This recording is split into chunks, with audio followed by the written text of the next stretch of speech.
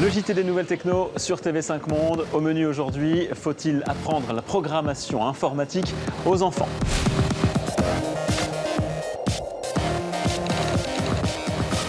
Bonjour à tous, c'est un nouveau langage pour certains, le langage de l'informatique qui sert notamment à la création d'applications. Les initiatives se multiplient pour enseigner la programmation aux enfants, un enjeu éducatif. On en parle avec Kwam Yamyan, l'un des cofondateurs de l'école 42, et c'est tout de suite.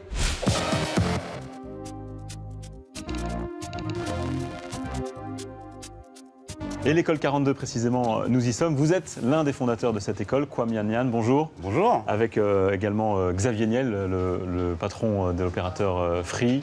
C'est quoi l'ambition de cette école? C'est d'apprendre un langage indispensable à l'avenir de l'humanité, entre guillemets. La principale ambition de l'école, c'est de faire que des jeunes puissent s'intégrer dans le monde de demain et devenir des espèces de citoyens numériques. Donc contrairement à ce que beaucoup de gens pensent et ce qui est beaucoup dit, ce qu'on appelle les langages informatiques, ça n'a rien à voir avec des langages. C'est d'une pauvreté abyssale. Il n'y a pas grand-chose à expliquer là-dedans. Derrière, il n'y a rien à voir avec un langage qu'on pourrait avoir quand on parle entre humains.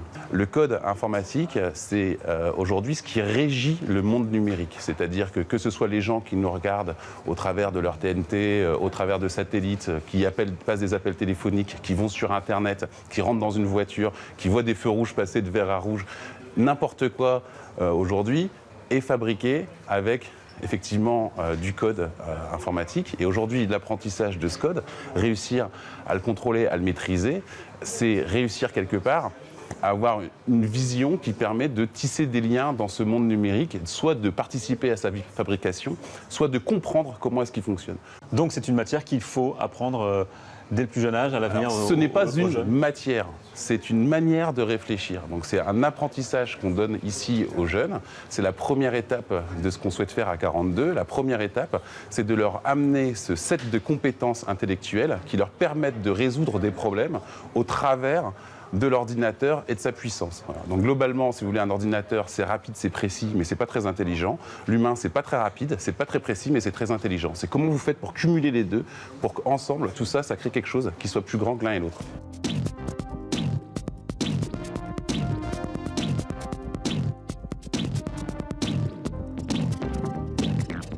Il faut savoir que dans l'éducation, ce qui s'est passé, en particulier dans l'éducation en informatique, on s'est focalisé sur une seule matière en informatique qu'on appelle les sciences de l'ordinateur. Or, il y a d'autres matières qui existent en informatique, en particulier ce qu'on appelle le computer programming, la capacité à apprendre à programmer, qui n'est pas une science, mais qui est là carrément de la création artisanale. C'est-à-dire que quand vous voyez les jeunes qui sont autour et qui sont en train d'apprendre à coder, ce qu'ils sont en train de faire, c'est qu'ils partent d'une feuille noire et ils écrivent dedans. Donc c'est vraiment quelque chose d'extrêmement créatif. Et les personnes qui sortent de votre école ont un emploi directement à la clé ?